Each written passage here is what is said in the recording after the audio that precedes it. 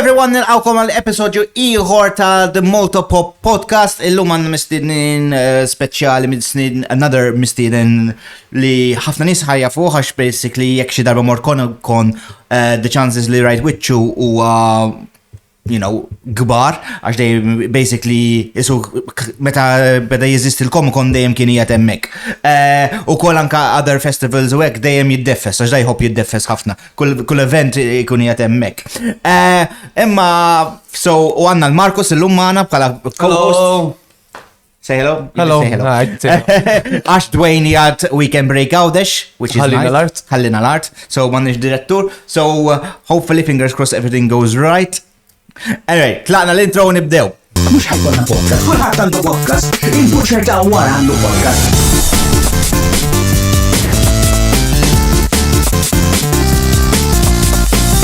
U mux podcast. Erġajna ma'kom mela bil-lewenet waqafkom fil-qasir u tajdu minnu dal-guest, minnu dal-komiko, minnu dal-ħaġa, minnu dal-legend. Għanna il-Dean Fenech! Thank you guys. Jena kif kontet ngħidilkom qabel daqsxejn eċitat. Jena nsegwikom waqt nkun qed impinġu affarijiet hekk, allura it's kind of weird. Le, infatti konna tinkellmu ħafna inti wieħed minn dejjem tagħmilna xi kumment, tagħmilna xi share, tagħmilna u plus bħalma għatlek you are wieħed mill-DOG tal-Comic-Con. Jiena naħseb mux naħseb mill-Maltin li mhumiex organizers, naħseb jien nkwiet li dejjem ħadsem kull sena jiġifieri u meta għandu x'aqsam Comic-Con kif qed inti jekk kellhom exhibition, jekk kellhom anke barbecue, tipo dejjem nipprova. Niftakar anke meta jkollhom dak kien fl-antik kienu jagħmlu l-Summer Comic-Con kien ikun kom xi darbtej. U mhux hekk biss anke meta jkollok xi affarijiet tal-raħal tiegħek ta' mellieħa minn għandek. Dejjem ikollok xi stand u affarijiet hekk. So you're highly into the promotion. Ma ninsawx l-sponsors, għax. Ajwa. L-sponsors. Imnalla ġibtu, għal darba minn ħaġa. Ningrazzjaw ħafna l-sponsors tagħna li huma Planet Console, ħanur ta' Geeks ta' Birkirkara, il-Solo Caffe għal Caffe li u vera tajjeb u ħafna dal-għodu diġà, għax kelli niġi raxxjat. Il-Patrick Prince għal printing kif qed taraw it-t-shirt, tagħmel it-t-shirt, dinja fuq it-t-shirts għax ġieli għamel t-shirts tiegħu ma għandna xi t-shirts tagħna. Ħajkonna design isbaħ għal Comic-Con. This was basically Mark 1. Ħajkonna Mark 2 għal Comic-Con isbaħ. L-istess kelma għax ħafna nies oġobhom dil-kelma ma ħajkun naqra ħjar għal Comic-Con għax żagħmel 2 seconds. Għax kelli bżonn t-shirt bħalej. Ukoll ningrazzjaw il-dKaseFactory għal mobile cases kif qed taraw hawnhekk. Inti tagħkom dejjem ninsa nġibkom. U il-Mr. Feastables MT tinsewx tużaw code Maltapop għandkom 10% discount fuq il-ċikkolata tal-Mr. Beast. Anyway, kif konna t-najdu għekol, inti basically everything anka vid-raħal tijak. U l-axar ħaġa, grazzi tal-patruni. U tinsewx, jekk għandkom ma tkomx patruni, €2 biss, €2. Inqas naħsbiq. Le, mela kafe ta' Starbucks gurli. U plus blajnuna ta'kom, nistan ġibu iktar equipment itjef għall-studio tagħna u nagħmlu naqra iktar upgrades u iktar programmi għax b'eżempju konna nitkellmu għandna xi ideat ta' Malta Popadin kif tiġa tafu għandna l-main podcast, għandna l-spin-off li huwa l-Anime Noob fejn I just review and experience new animes u għandna proġett ieħor li l-biegħ kont qed nitkellem ħafna ma' xi ġiex nies they're interested u ħajkolna so within the next 2 months ħanillanċjaw it-tielet programm ta' Malta Pop. Il-Patrion għal kemm huma se tkun qed tgħin kull paġa li nagħmlu u tgħinna naqa' support. U anke titlu private WhatsApp group tkellimna u noqgħdu nitkellmu magħkom fis-sena ġieli nitkellmu ħafna magħhom daw il-patrons. So thank you guys ħafna. Inti mela konna sorry xista basta. Mela meta jkun hemm xi ħaġa tal-mellieħa u hekk ġieli tintefgħu offerti. Jobbu jistidnuni, personally l-uniku comic artist jobbu jistidnuni. Allora għandi relationship tajba ħafna mal-Kunsill Lokali tal-Mellieħa per eżempju, dejjem ma tikollhom events hekk dejjem stidnuni u nipprova iktar naħseb milli promotion għalija nifsi nidħol għalihom dawn l-affarijiet għax nħobb nitkellem fuq il-comics. Il-comics mhux I fell into them imma ma tiġi jiġi l-arti, jiena nħossni jiena kreattiv naħseb f'kull aspett nħobb nikteb, nħobb għamid żmien kont nikteb lyrics per eżempju. Allora ħossni li konfidenti ma tiġi għal creativity u minn dejjem kont iħobb il-komiks u npinġi u nikteb l-istejjer. But l-ewwel storja tiegħi ktibta kelli 3.5. Istra? Kien miet l-qattus u t-teacher tal-kindergarten l-omja li tila ejlu jikteb storja. Express his To feelings. express aħe. U tiba bajt namela il-ħaġa. Infatti, diri tinsaqsi, kif sek bdejt? Għaxin naf li inti twilt l-Australia. Ekku. So, inti pali, you're an overseas boy un bħġejta u Malta u fartek. Kif sek speċi naf li tajdina tal-qatus, but was that the pinnacle biex tibda daw l-affarijiet u speċi, imma comics, għax inti b'dak jisir writing, creative writing. Fisser, La, ommi tgħid li kont impinġi qabel ma kont nitkellem. Alright. Minn dejjem kont impinġi. Kont kalla jisa sidġu kont impoġġu dim il-television u impinġi. U wkoll dejjem kont inħobb karat li kellhom xaqsu mal-comics qabel ma kont naf li kellhom xaqsu mal-comics. Bħal Superman, Ninja Turtles, Batman. But wara sirt naf li huma parti mill-comics. Ommi kienet tħobb taqra il-comics ukoll meta kienet iżgħar, Archie, ta' Casper, ta' Garfield u affarijiet hekk. Allura li kienet taf nħobb impinġi, jien kont nħobb picture books għax tajt nikkopja l-illustrations. Allora comics kien an easy way in, basically. Allora l-Awstralja konna naqra comics u Umbat, meta kbirt iktar u teenager, kien jinteressani ħafna animation, u dak iż-żmien kellna Flash 4 konduża, din ngħidu ma tkunx Form 2. Li l-lum ma tux jesisti. Għaz niftakru jien. Li besi stajt tamena a cartoon, sempliċi cartoon. Basically, poġġi l-frames wara xurxin u toħloq animation birra. U tista' tżid l-sound effects, u kont inħobb nilabija. U kelli idea biex nagħmel storja ta' jiena sħabi nitlu in a alternative dimension u kollha DNA tagħna jinbidel u kollha jkollna cliché anime characteristics. Dik kienet il-ħsieb wara. Dak kont ħanam feature film ta' jiġifieri kien ħajkun sa'tejn. Illallu. Imma dan id-nejtu ma kellix 15-16. Tipo, mitiex ħatamel dak it-tip ta' animation waħdek dak iż-żmien u mpinġu l-frames bidejna jiġi qatt bil-Photoshop, niskanjawhom, allura l-effett ġie qisu il-aħa take on me music video kollox jiċċaqla hekk. U ovvjament it fell through għax ma tistax tagħmlu. U mbagħad ċertu elementi minn dak ħadtu għall-ewwel series Apocalypse Rock. Allura comics dejjem kont impinġi fil-fatt għandi ħafna minnhom id-dar għadhom, kont impinġihom fuq exercise books u affarijiet hekk. Jiġifieri comics minn dejjem kont nagħmel. U li mumma għax din saqsejna l-ħadda ma konna qed insaqsi l-kollegi tiegħi u project. Which is the l-iktar l-ewwel memory ta' superhero jew comic li tista' tirel? This was like, oh, this is what superheroes are. Superman. Il-Max Fletcher cartoons. Kelli VHS tape u fil-fatt wara li ktibt l-ewwel darba li ktibt ismi, it-tieni kelma li tallimt nikteb kien Superman għax kont nikkopjhom fuq il-cover tal-xissu. U kien hemm Christopher Reeves. Superman 1 u 2 specialment. Dawk konna narahom on a repeat. Aħna twilidna żmien meta kien hemm Ninja Turtles. Allora dawk Ninja Turtles were my second love. Xaw dubbina. Prova tlu. Għandna special guest, dubbina, sorry guys. Sart nimaq page l-iskola u mixtrat li Michelangelo toy ġifieri. Li għadu għandi. Miskin għandu zabam għaxħar. Le, ma like my bro. Okay, kull Ninja Turtle li kelli kien Michelangelo, dak kien my boy. Uncle King. Umbat, zviluppajt nħobb id-Donatello, għatek birt naqra iktar Raphael, kolla dorta. Allora, Ninja Turtles u Superman. Umbat kien hemm il-Batman 1966, li kien jirruħ on repeat, allura.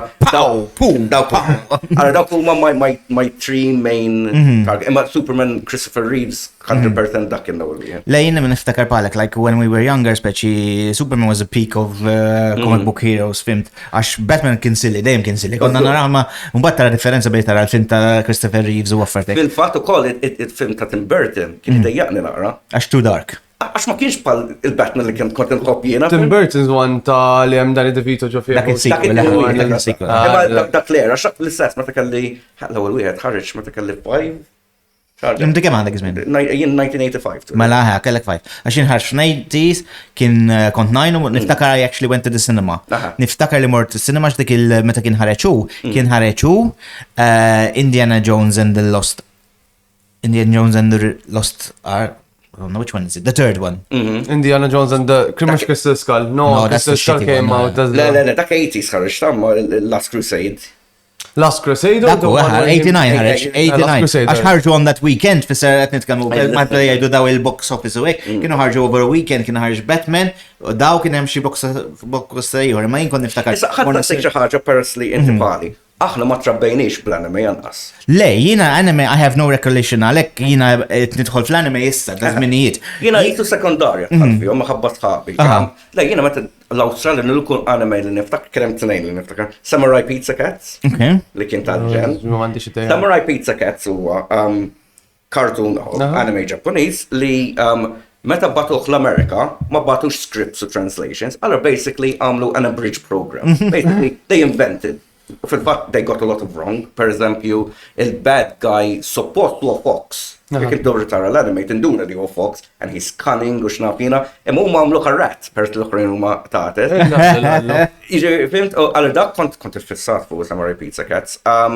U kien hemm wieħed tal-Bibja, li ma nistax niftakar x'ismu, fuq TVM kienu jġibuh. Tal-Bibja għandi kienu tfal jitlu ġo Lighthouse u Magic Lighthouse nasa kien jisu u kien jimmorru lura fil-passat. Oh, they really I have a recollection. Ġo moħħi, kien juriw tal-mużew. Għanna mużew xektax. Fuq il-Malti, jekk qed niftakar sew TVM kienu jorruħ żgur. U bl-Ingliż jew bil-Malti kien? Bl-Ingliż. U għali jista' jkun da show kien hemm xi ħadd li kienu ħobb ħafna lizards u hekk li jista' jkun. Jista' kienu tfal, grupp ta' tfal. Kien hemm adult ukoll wieħed. Naħseb konna raħjena għax. Ara, da basically dal-programm li għajdu niftakar memories, memories. Lalla x'memorja ġib li għattra. Dakar dejjem konna morru mużew għax inkonti nkun abbati. I don't look it, meta kon żgħir kont abbati. Konna morru tal-abbati u qabel ma jħallina nilagħbu l-futbol u hekk konna naraw dal-kartun tal-Bibja ħaġa. So konna naraw lilhom bat ma niftakar li dejjem kien jitfaħħuna fuq it-TV u rridu naraw hekk. Allora xinġejt Malta, sħabi kienu jħobbu jaraw Olje Benju Dragon Ball, u mbagħad the rest is history. Fissa idkom qabel fi żmien kontu taraw affarijiet fuq Italjano. Mela, Italjan was the goat. Kont infittex Italjan, ngħid il-verità, aħna ġibna l-kejbil, għal jiena Nickelodeon u Cartoon Network. Issa ngħid li dak bisem kien dak iż-żmien tagħkom Italjano kien hemm naħseb Nickelodeon u affarijiet ma kienux jiena Fox Kids kon nara hekk. Illa la niftakar Fox. Ara, dak 85 naqra iżgħar minni around his time bdew iġibu. Jien fil-bidu tiegħi ma kienx. Fil-fatt naħseb meta wasalna Malta daħlu l-kejbil. Niftakar għamilna l-ewwel jien ġejt meta kelli 6, so għamilt kważi sa meta kelli 12. Ma kellna xejn Italjano u affartek. U mbagħad ġabu dal-Melita, sorry qed intuhom publicity, ma huma bġew, huma l-ewwel ġabu kejb. U f'daqqa waħda mill-Fox Kids mill-da and wow. Allora we gravitated lejn l-Ingliż. U sħabi kienu jaraw Taljan, mbagħad meta dħalt is-sekondarja l-istess Dragon Ball kienu jaraw fuq il-Cartoon Network. Min tilħaqtu l-Dragon Ball ħajfel. Jiena għadni li it's well known fuq l-episodju. L-għamilna ta' Dragon Ball. Word ġofija tħolġu l-screen. So, yes. Le, għatma kont in touch with Dragon Ball. Le, jiena Dragon Ball Nis jistaqsuni, what's your favorite comic jew comic series? 100% Dragon Ball. U iktar mill-anime il-manga. Alright. Il-Akira Toriyama, Allah jħfirlu, kif kien jagħmel? Incredibbli l-affarijiet li, sempliċità l-affarijiet li jagħmel on a comic page, għax jiena minix kapaċi naqra comic u Justin Gawdir, jiena I'm going to analyze it. Waħda mill-degrees tiegħu history of art, għalli jiena mhux inħares lejn stampa u ngħid daqshekk. Per eżempju, Toriyama daqs kien kont nifissa kon ngħid, ara da żmien nasib biddel il-pens għax il-lajt huma iktar ħoxnin.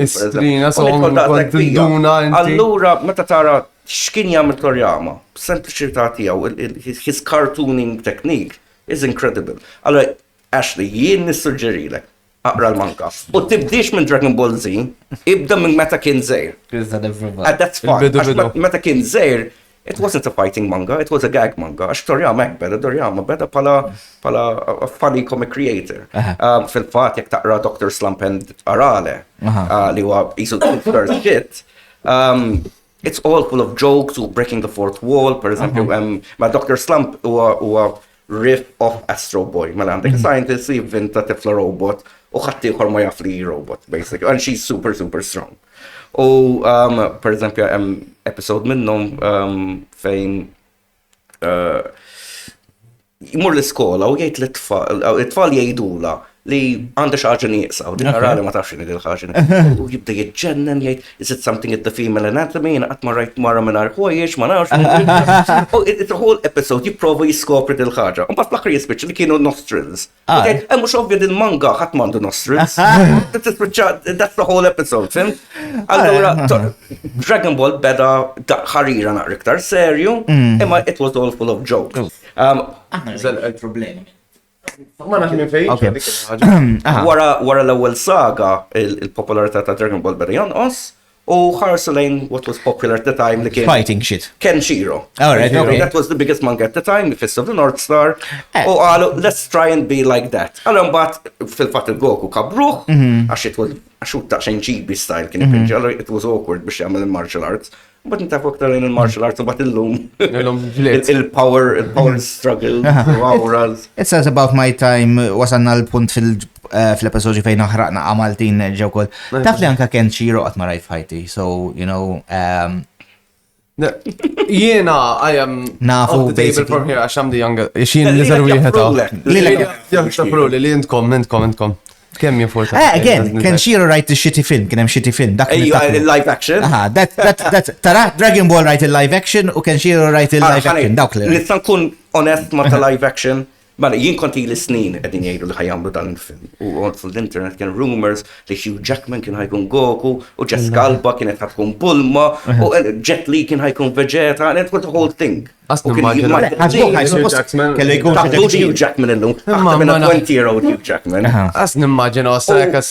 It was a whole thing, insomma. U mbagħad il-film ħareġ li ħareġ. U jien qed ili ngħid kontriq dan il-film u hekk qabel ma ħareġ issa ħankun bħal dawk nilmur fuq l-internet ingerger fuq xi ħaġa. Ma shit. Ħanaħbad immur nara. Rajtu u xi spiċċa qatt it could have been worse.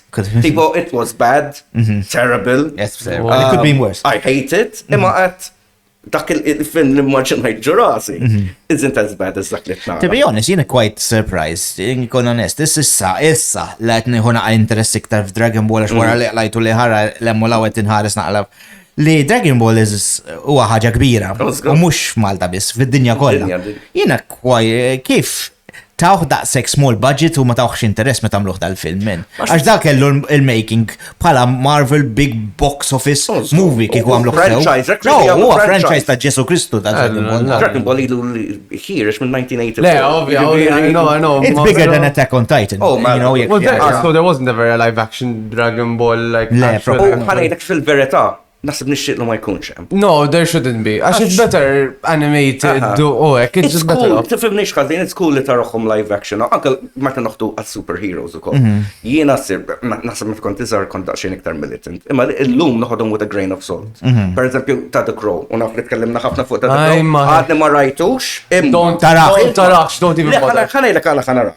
L-għonet jina trabbejt bil-poster ta' Brandon Lee, ħajt l-ewwel Comic-Con kienet Halloween weekend. U s-sitt flaxija kanna get-together tal-artisti, il-biss ta' Brandon Lee. Bil-face, kontit nitġennen bil-makeup. So The Crow, il-biss ta' The Crow huwa kbir, u l-comic huwa l-original comic ta' James O'Barr, it's a masterpiece. U jien irraġunajt, xien rajt l-ewwel trailer għarajt bidlu ħafna, għattima The Crow għatma kien dejjem Eric Draven, u dak nasib il-problema li għam. Usaw Eric Draven. Issa, The Crow kienet anka tifla zejra, per eżempju. What? Fil-comics. Għax il-comics, The Crow is the hero, not the person. The person is just The Crow is just a being that enters a person's soul. That basically. Is a spirit guide. Allora kellik tifla zejra, li kienet tifla kienet inqatlet, u she comes back biex tejn il-detective. Jiskopri u kienem Native American, u kienem cowboy. So it's not really Eric Draven, but the comic is just the spirit of the Crow. Li dak li ġara fil-film, l-għonet il-film, iktar mill-film nasib il-soundtrack. Il-film kien The setting kollox, anka dak il-gotik. Goth culture popular. Allora, minn The Crow ħarreġ Marilyn Manson, dawn it-trufijiet kollha. Is-soundtrack kien very grungy u affarijiet. Grunge bands li kienu l-ikbar bands ta' dak iż-żmien that made them cool, Alice in Chains u film. Allura, unbat Brandon Lee ġralu li ġral. Brandon Lee minnu missieru, Impact, u bat li ġralu waqt il-film. Allora, The Crow, il-film l-oriġinali, it's a touchstone għal ħafna nis. U nista nifhem għal ħafna nis are angry. U di rrit insaqsik, mux li l-ek għal darba, ħansaqsi l-int. Da peress li l-iktar wieħed żgħir. Inti rajt The Crow il-ġdid qabel ma rajt l-antik. U mbagħad rajt l-antik. Hemm differenza ġver. Il-ħanina differenza. Għax anka the setting, the whole. Jien preferi l-OG. Ovvijament. Għax dan li. Imma anka per esempio you've seen it now for the first time, għax ġili jgħidu it's dated. No, għax għas id-dejjaqn il-ħagġa, it's iktar it-tibek. Il-films l-oħra kollha ta' wara l-ewwel wieħed are all bad, Le, dok għadmaħan, dak kien għalli t-provon. Iġi anka, dawn ħafna nies fuq l-internet bdew jgħidax, per exemple, he doesn't look like Brandon Lee, jek tara l-oħrajn, they all look like Brandon Lee, and they're all terrible. Jiġifieri, naħseb l-ewwel film laqtu ħafna. Il-soundtrack fit-trailer, iktar mill-film stess, strina. Bis-sejda kollha. L-ewwel film kellu ħafna affarijiet touching points li they made it into a cult career, kellha l-instra, pa kif ħatin. Right place at the right time. Settings.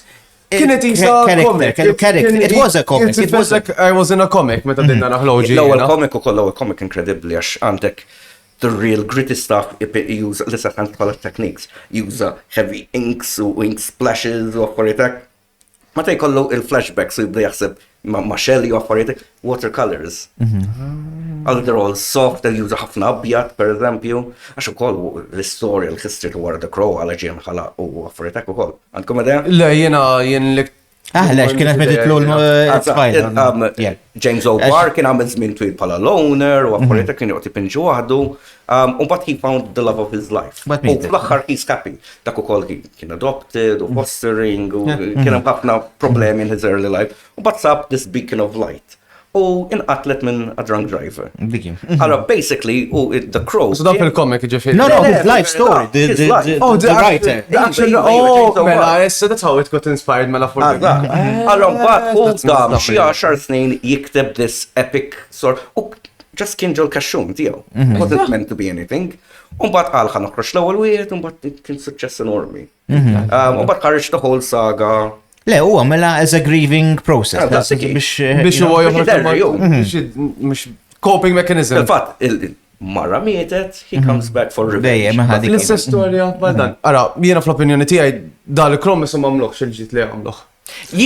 No, they could make a remake. Setaw jgħamlu remake fej kienet l-istess pal-OG where it's, sorry, għand kellem bl-Inglis, comic book based, imma dan huma provaw jgħamlu għapel għal-ġenerazzjoni. Jien nifhem waraja.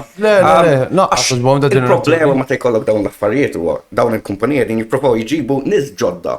Well, you're pissing off the OG fans. U għanti ma tistax tagħmlu dawn l-affarijiet. Trid tissib a good balance. Diki.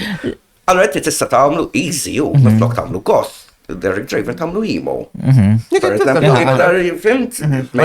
U le, anka the whole setting ma kellux character. It's like John Wick. Kiel ma kien, like in present day. So speċi inna the Crow, anka the shitty Crows, dejjem kellhom dik in-naqra ta' gothic atmosphere. Anka biex bistara l-city fay base l-DOG, anka it's different. Chicago. Le, Detroit. Imma laqas Detroit normali, wa Detroit fantasy. Isu Gotham Detroit. Dan iktar dal-film iktar rajtu fis-sens kif ħanfemi iktar see person kill them. Ma kien hemmx character development. Ma John Wick kif għalax li ma kien hemmx development xejn tal-karattru qatlet il-mara, okay, ħommu noqtol kulħadd le. Wara li naraħ il-film niġi lura u nitkellmu fuq. Ekku. Le, imma just stream it because insomma. Ma dan per eżempju, jiena nifhem meta jagħmlu per eżempju ejja noħdu tal-Marvel u DC ħa. U tsib ħafna nies li mhux użgħar bħal il-comics. Sometimes it doesn't work. Watchmen. All right? Lending to Watchmen huwa l-bibja tal-komiks. Watchmen jiena fl-opinjoni tiegħi the best comic that ever was created. Intqajt ma' Dave Gibbons l-artist li ġej il-Comic-Con, ma' John Higgins li huwa l-colorist ġej il-Comic-Con ukoll, jiġifieri kelli discussions mal-actual creators. U jiena naħseb huwa l-aqwa comic li tħarreġ u naħseb mhux jien biss ngħidha. Issa lending ta' The Crow ta' Watchmen, spoiler alert, huwa li fil-comic huwa li Ozymandias joħloq a giant squid that looks like an alien that attacks New York. Oh, humanity has to group together. Immaġna film ta' Zack Snyder, ħatara giant octopus. It doesn't work. Allora, landing bidlu. U fl-opinjoni tiegħi, landing tal-film u aħjar mill-landing tal-comic. Jew per eżempju xaħtiħor pal Samuel L. Jackson, Nick Fury. Ħafna nies jinsew li Nick Fury għal 60 years was a white guy in the comics. Fil-90s, David Hasselhoff kien. The Hoff was Nick Fury. Fiħ bazz dak il-film da. Imma x'ġara. Mela fil-2001 naħseb kienu ħalqu Marvel Ultimates li huwa Ultimate Universe jibdew fejn kellek il-Miles Morales u dawn in-nies u Nick Fury għamluh it-tifel tiegħu, Nick Fury Jr. li huwa bazzaw fuq Samuel L. Jackson. Fil-fatt hemm xena sħiħa fejn il-Patrion nibatlek id-dependent. Ejja taħ fejn isaqsuh if they had to make a movie about you, who would you be? Oh, Nick Fury jgħid Samuel L. Jackson, of course. Samuel L. Jackson huwa a huge comic fan. Wkoll jħobb jara l-anime u l-manga. Star Wars, he's in Star Wars għax he wanted to be in Star Wars. He's a real geek. U kienet jaqra il-tipu jara il-witchu. Ċampel il-Marvel għal-emis, għatamlu film Nick Fury, ħankun jien Fury. Imma ħafna minn nis, they don't care, you Nick Fury. Għax għamlu a good job. This that Patrick Stewart għal Professor X. Professor X huwa from New York. Mhuwiex Ingliż. Imma Patrick Stewart dak kemm xogħol tajjeb.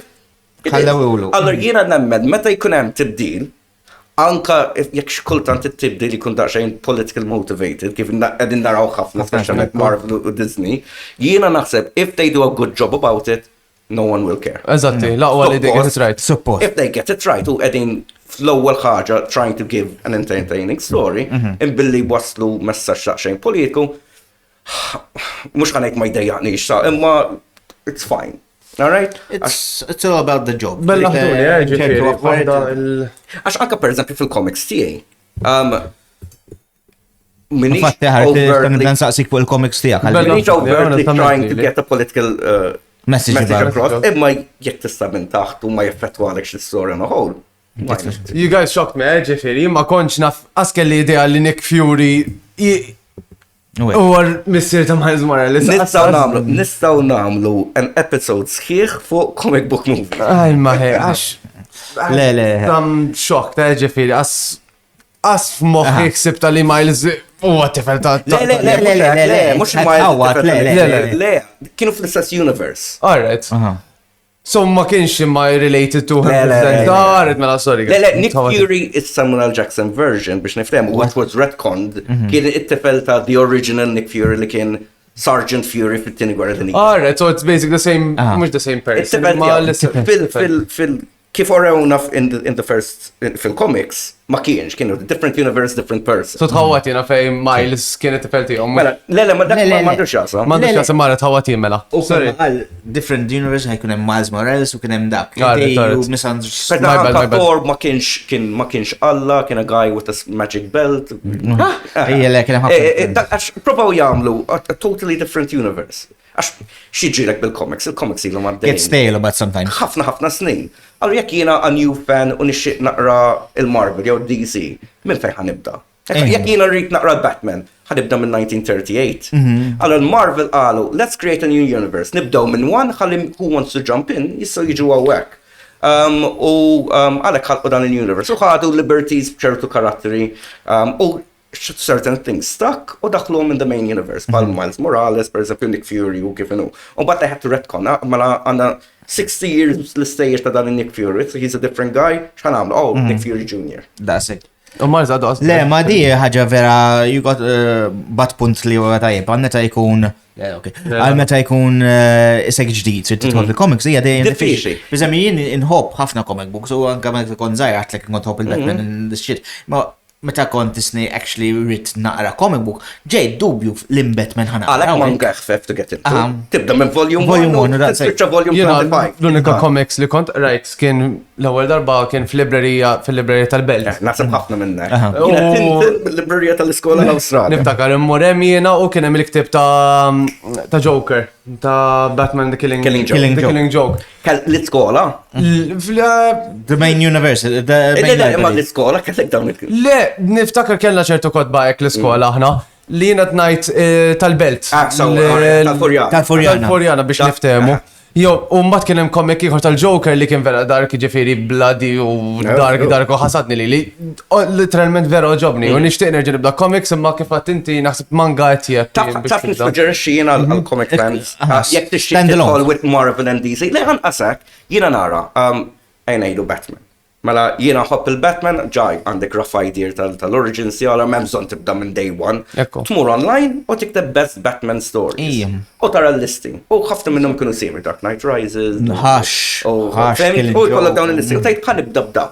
But you start to get a taste tal-writers u artisti, but tgħid ara Frank Miller, ħana rekord bokra ta' Frank Miller, ara Jim Lee, ħana rektar kodba ta' Jim Lee. We get into that. Allura tibda minn karattru wieħed, u bat għandek minna f'karattri ta' Batman li jiet f'sejjer ikbar, pal Kingdom Come, per eżempju, għandek ħanaqra Kingdom Come. Kingdom Come is a story hemm il-Justice League basically. U għabbażat fil-futur, fejn għandek the old heroes have retired u għandek newer heroes. The new generation of heroes, bazzikament. U Alex Ross li Pitter, il-comics, allora basically taqraħ għallar. U għu classics il-top, jek tara dejjem top 5 DC stories dejjem ikun hemm Kingdom Come. Allora jiena nissuġġerixxi jekk min jixtieq jidħol Marvel u DC, tibda hekk. Allora jekk inti jogħġbok Iron Man tgħid ħanara top stories of Iron Man jinnaf Demon in the Bottle. So għaxet tfittex per eżempju tajt smaħa nibda minn number minn issue 1. You can if you want. Imma l-għanet sometimes it's difficile biex jessibom autoprint. Jessibom dik oħra. Allora hemm ħafna collections ukoll li kollok best Batman stories jinnaf. ħafna jiġifieri. X'inhu ħoda minni li nbih il-kodba ta' ħafna minn daw il-comics l-antiki u fake verse volumes u hekk jitlu out of print li ju mustax jisibu, sibhom online. Għedin semmu hekk, jiena one of my favorites manga huwa GTO, Great Teacher Onizuka. Huwa dwar għax propjament huwa sequel, għax l-ewwel wieħed huwa u l-ħabib tiegħu kienu teenage biker gangs and stuff. They getting into them, basically trying to get laid. That's the whole gist of the story. Umbat, is-sequel huwa wieħed mill-karattri Onizuka jixxi jidħol teacher for all the wrong reasons. U jitħol teacher ta' social studies, kombinazzjoni pali. U bazzikament jituħ l-ar klassi u one by one jibda id-dawwarom favorih. U it's great. U dan kien wieħed mill-milestones. Fil-fatt, ninduna l-ħafna għandek biċċiet mill-arti tiegħi ħadtum minn hemm jiġifieri. Tibda tinduna. Retrospectively, ngħid ara dan isin Pendulista Steve ta' hekk, per eżempju. U inti għaskont taf li disek Pendulista spalu jew inti tibda tbiġġel fan art. U mbagħad inti tibda tieħu dak li jogħġbok. Ġifieri inti ħadd l-idejat minn tiegħu hekk inti biex tagħmel. Dak kull artist, u inti tieħu minn dak li tar madwar, kemm what you're exposed to. Jekk inti tmur għand teacher u tjallmek l-art, għatu ftit mis-stil tiegħek. Ekku, ovvjament. But you incorporate into yourself. Fil-fatt ħafna nies ma jiddeskrivu l-stil tiegħi. Ilu xi kultant jisu Amerikan, xi kultant jisu manga. Għax ħadd minn ħafna. Infatti issa nidħol naqra fil-kodba tiegħek. Għajdilna fuq il-kodba tiegħek li kien l-ewwel wieħed, the processes u affarijiet. Over to you għajdilna explain għax forsi jkun hawn xi ħadd li qed jitħajjar jidħol. Jien nista' ngħidlu għax I have esperjenza kif taf imma mhux compared inti għandek ħafna iktar esperjenza. Infatti Peter tipprova joqtodni. Ikondi discussions ma' Peter jiena. So yeah, I'm not talking about Peter palissa. Għax infatti just last week I had another call with him. So I did 90 insew il-Peter Magro palissa. Mela, jiena kont għamilt l-idea tal-animation, kont għamilt l-storyboards u l-script, u sħabi konna ħanamlu l-voiceovers, it was going to be a real production. But life happens, u jisek tibda l-università, u Toħroġ tagħmel. U kont l-università, naħseb l-ewwel ġimgħa kont liebet flok tal-futbol tal-Ġapan. Okay. Dak iż-żmien kien hemm il-World Cup ftit qabel ma xrajt fuq il-Monti, minħabba li Benji, bażikament, Captain Tsubasa, għal dawk in-nies li jafu l-isem il-propja. U kont liebet il-flok tal-Ġapan u kien hemm ħabib tiegħi Stefan Aġus li huwa artist ukoll. U mill-ewwel ġani, għalli inti tħobb il-Ġapan għaxak u ta' pari. U għatlu Iva, għalli għatlaħeb l-iktar manga u anime u Dragon Ball u xin għatlu Dragon Ball ta' sekk Instant Friends, blejna discussion dakinhar, għedin nejdu 2004, 2005. Għadkom għaddej. U dik discussion għadu u għafeċ. U basically u kien ħbieb mal-Wicked Comics u għalli ħajamlu Comic-Con u jixi u artisti lokali. Tidħolu jina ta' kizmin kont passoltu dejjem nkun busy, kont nitgħallem il-suq, kont bdejt bil-band, max kont indoq il-gitarra, u ma tantx kellim oħ. Walli ħajamlu meeting, u jixtiequ jintaqgħu miegħek, għad ħammur. U mort, u ħadd il-portfolio, u kelli fan art ta' Kevin Smith, u kelli ħafna minn affarijiet li jien kont naħseb li jien biss inħobbhom, u xien qajt mal-artisti u mal-organizers hekk. Għallu inti tħobbek, raqsek, għamil fast friends maħħom imbagħad għax ikobbu nies dak li għandek tajb dawn tip ta' events li inti kollok tħossok let your home, ma nies oħrajn li jħobbu affarijiet bħalek. U niftakar kont nitkellem ma' Chris il-Gallu u għalli smajt li għandek ideja l-storja. Għalli jiena dejjem għandi ideja tal-sejjer, għalli tagħmel xi ħaġa l-ewwel Comic-Con dan kien xifrar. U basically għamilt part 1 black and white ta' Apocalypse Rocked. U ħadd elementi tal-anime li kont ħanamel u daħħal ftit minnu maw. Fil-fatt, il-main character jismu Dean Star. U ħafna nies jgħidu doħħol li kien nifsek il-komik. Fil-verità, le, left over mill-komik li ieħor li kien ħajkun dwar u dwar sħabi. U bażikament kelli 23 dak iż-żmien u what da flimkien l-affarijiet li kont inħobb. Mela, they're a rock band. Li jsiru superheroes in a post-apocalyptic future, bażikament. Allora, kont għamilta, għax bdejt ngħid, alright, post-apocalyptic, għax jien jogħġobni l-aesthetic ta' ruins u ta' xejn cyberpunkish u affarijiet hekk. Allora, it's cool li nagħmel f'dan fil-fatt għandi żewġ kotba bbażati in the same kind of setting. Allura alright, ġrat xi ħaġa x'ħajjiġri. Inna faljeni, gwerra, għatle, let's make it more simple, a virus.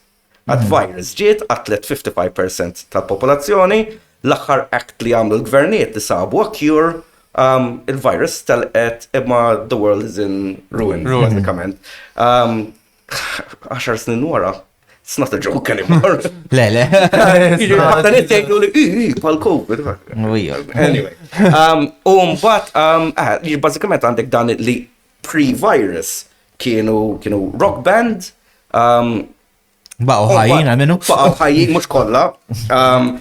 Imma baqgħu ħajjin u mbagħad għandek bażikament kellek dan is-city li ma nsemmix x'inhu s-city, loosely based on Los Angeles. U bażikament jalqu is-city with a wall to protect their own basically. U inti għandek dan is-city malu in ruins, everything going on. Post-apocalyptic. Oh, basically through a series of events. Down the karate jġibu altered powers, issa tifmux itiru jisiru nar. Immaġinaw super soldiers, Captain America style. Strength, bulletproof. Li mux jidġru jaqdu.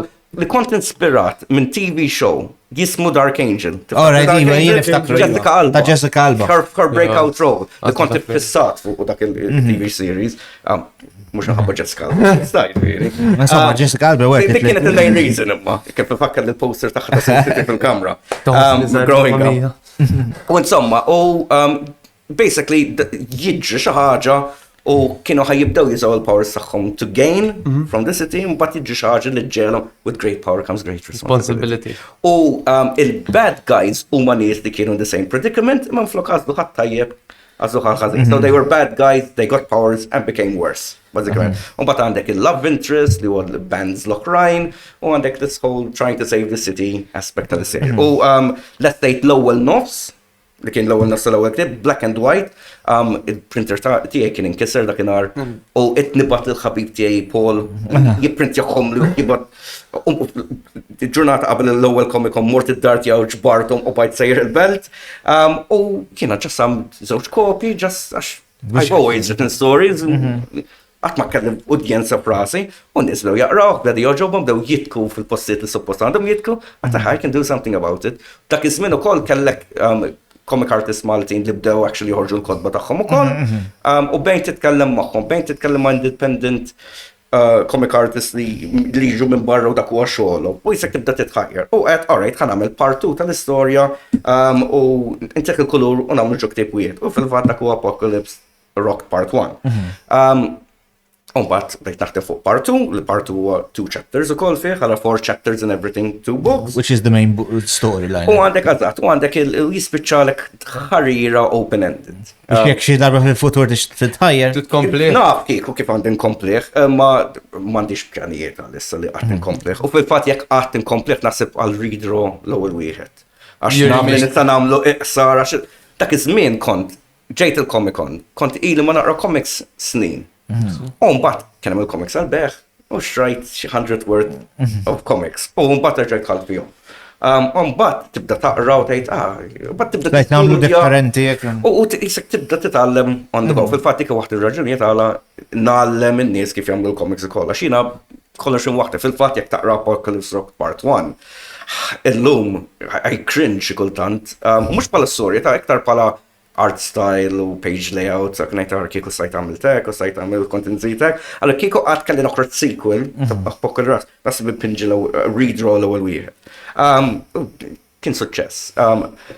Domt naqra biex printjajtu biex actually jider palakti, għax sajt mortant fotocopier u printjaħom li, imma xtaqt li Ikun printed. Maltin għanna problema li naraw xaħġa, tal-Malta, mela tal-nejk zgu. Mux dejjem il-kartu. Allura, xtaqt li għallin għas ikun presented in a professional way. Fil-fat fil-bidu kien jgħidu, dan tiegħek jien sibtu mux tiegħek, dan ġat it-bieħu. U kien suċċess. U war li kon spiċċajt Apocalypse Rocked, dan il-nejdu domt 5 years fuq, jisek dejġu kedeja ta' oħrajn u trid tidħol f'dinja oħra. U jiena ħobb TV series Ingliż Blackadder. Okay. Li ta' Rowan Atkinson, li huwa Mr. Bean, u basically huwa ftit karattri and their descendants throughout English history. Mela, kemm saqsik, u ġver m'għandekx idea x'inhu? Da, jiżomma, da xi ismu? Blackadder. It's very, very dry, dark Kien jgħid humor. Netflix jaqgħu? Dan id nejdu nasib late 70s, early 80s. Rowan Atkins kellu... Li kien Mr. Bean. Għaret, ma u kellu karattru, kellu mustaċċi ċertu żmien u xaru naqra. Naħseb wieħed mis-seasons ta' jwisru baw. Għaxaj niftakar nara r-ritratti su il-poster. Kull season huwa a different era in English history. U l-Ingliżi, Knights u Kings u affarijiet that's kind of samey.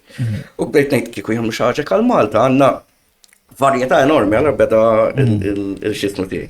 U l-ewwel ħsieb tas-series kienet San Paul Malta madwar il-kuġġieġa meta jasal u il-lipa toħroġ minn mannar tiġi fil-riġrejn with karattri and they throw it around each other għax jibdew jibżu jaqa' fuq San Paul u jikdmu u għandek għalbejt ngħid alright għandna the behind the scenes u minn hemm ġieni l-idea. U għad okay, rrid nagħmel dan is-series li semmejtu Times Are Changing fuq id-diska ta' Bob Dylan li kienet the opening song għal-film ta' Zack Snyder ta' Watchmen ukoll. U għad okay, mela rridu 5 issues u nrid 5 different time periods. U mbagħad kienet daqsxejn easy, which time periods are we going to choose? U provide li nagħmilha persi dawn huma each characters huma descendants tal-oħrajn. Ma rridhomx li jkun hemm in-nannu tiegħu. Rridu jkun hundreds of years bejn wieħed u ieħor. Allora għamilt l-ewwel wieħed prehistorja. It's a no-brainer. So starting from the beginning. Allora għandek klekk karattri Maltin u id-descendenti tagħhom throughout Maltese history. Allora nibdew bil-prehistory.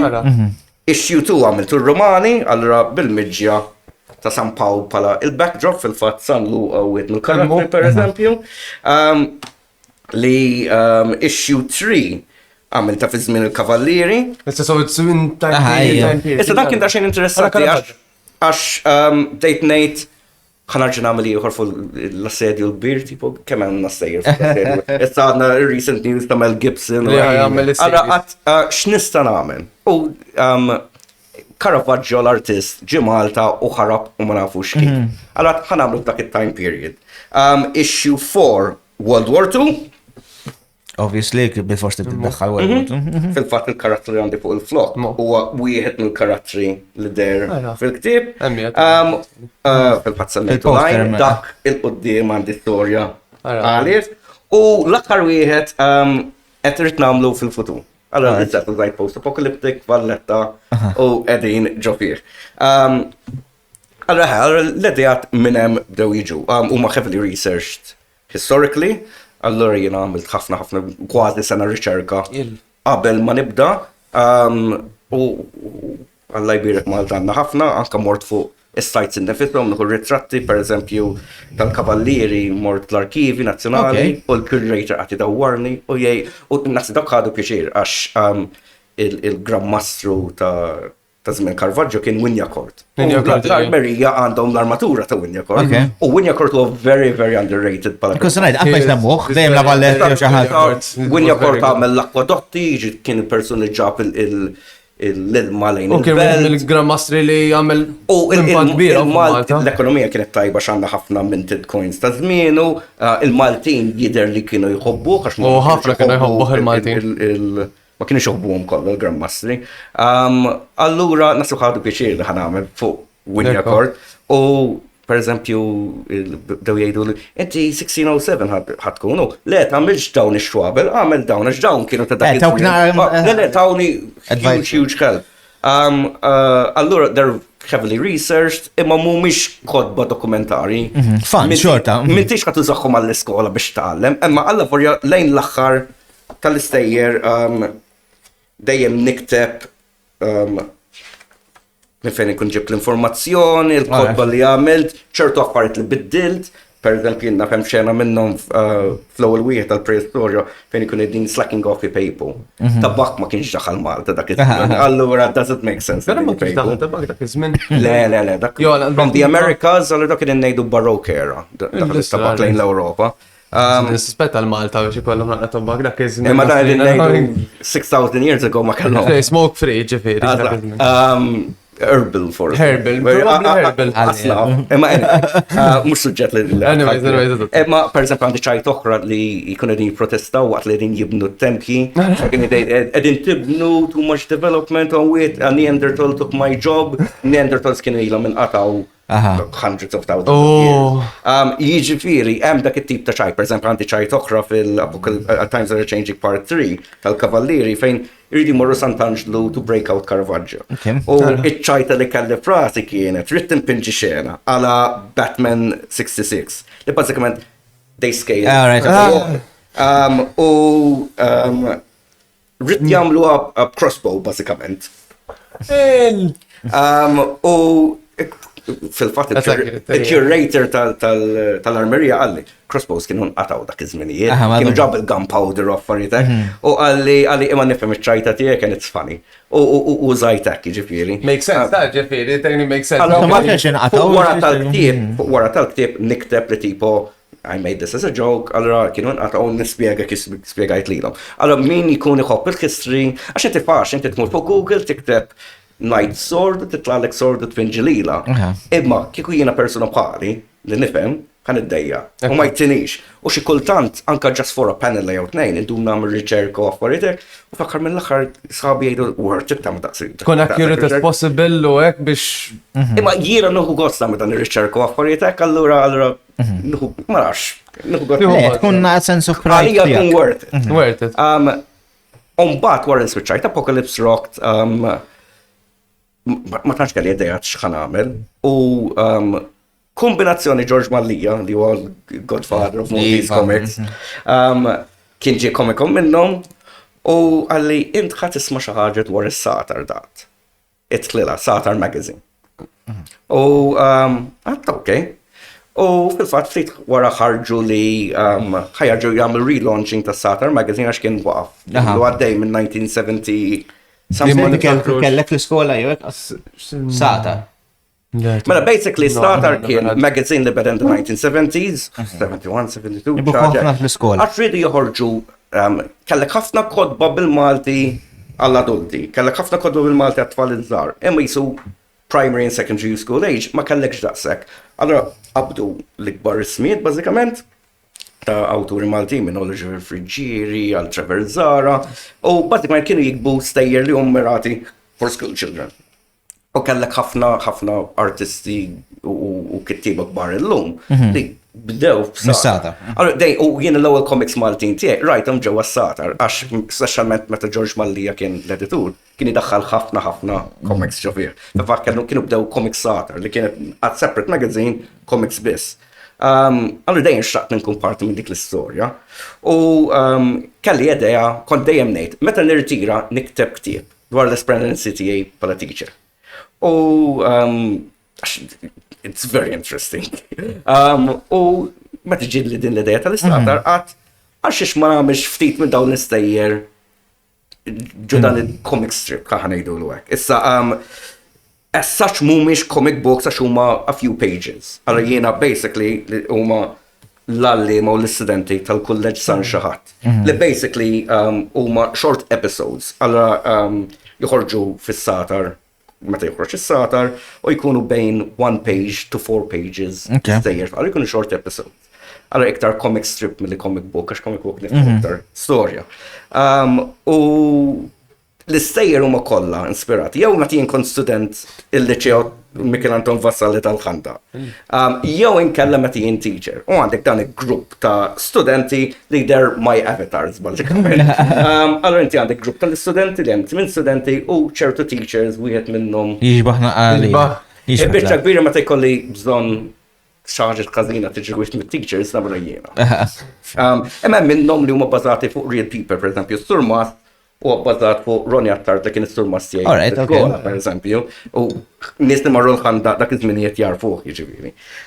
Anke il-bini bażajtu fuq ritratti u videos li ħadu mill-iskola qabel ma waqgħu u bnew ġdida, allora it's quite accurate ta' dawn l-affarijiet. U bażikament huma dawn it-tfal u dawn it-teachers xi kultant prosper huma ta' tfal biss, xi kultant il-prosper huma ta' teachers biss, u xi kultant they join forces. Per eżempju, innaf hemm storja partikolari li ħareġ Krixti sena l-oħra jew ta' qabel fis-Satar, insejt meta kien. Jew third season jew fourth season. Li bażikament Sur Massi kun ġo uffiċċju li jisma' ħafna ħsejjes minn barra u jaħseb li huwa xi klassiera imma qarba u jdur l-iskola jfittex u ma jsib xejn. U bagħad jirrealizza l-istorbi ġej mill-istaff room. U jidħol iħabbat l-istaff room tistgħu jinbella naqra jekk tistgħu tbaxxuna naqra ħnieħdu sorry sir. Dik storja vera li ġrat l-inna. Jiġifieri jiena xtaqt, hemm ħafna comics dwar it-tfal l-iskola u 99% it-teachers huma l-bad guys. Issa, jiena jekk taqra pereżempju seċċament Ingliżi bħal Bino u Dandy, għandek il-Bash Street Kids u Dennis the Menace, it-teachers huma the authority and they're bad. Issa jiena bħala teacher jien illum, u anke jien meta jien kont student, il-maġġoranza ta' teachers jien ma kienux il-bad guys. Anzi konna noħdu piċiru nitku magħhom. U jiena ħossi jiena l-istess. Allora qatt, ma rridx nuri stejjer ta' tfal biss, ma rridx nuri the other side of the story. Teachers magħhom. L-istejjer sissa li kriex dan il-5th year li tnamen, kollu huma stejjer hemm ftit u hemm ħafna Inspired li huma hemm minnhom huwa kważi għażatt ġara. Hemm oħrajn huma inspired by jew għad żewġ episodji ma' xulxin u affarijiet hekk.